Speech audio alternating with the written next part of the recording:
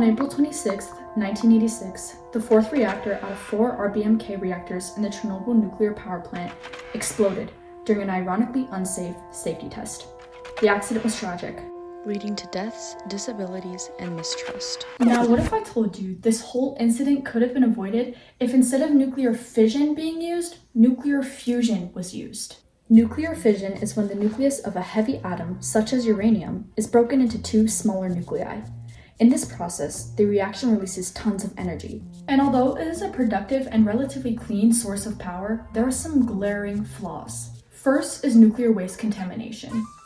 Fission doesn't only release lots of energy, but also radioactive gamma rays that cause radioactivity in components such as the fuel rods. The half-life of uranium-235, which is what is typically used in a nuclear reactor, is 700 million years, which means these rods aren't getting any less radioactive anytime soon.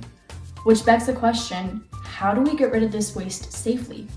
Second is the risk of a nuclear accident.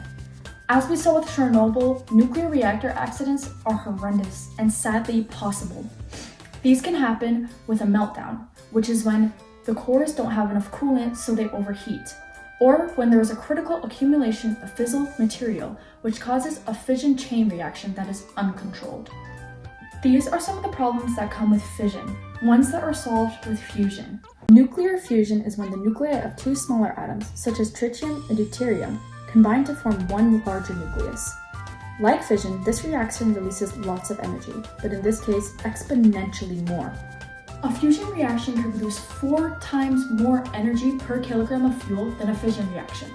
And it's not only more powerful, but more safe as well.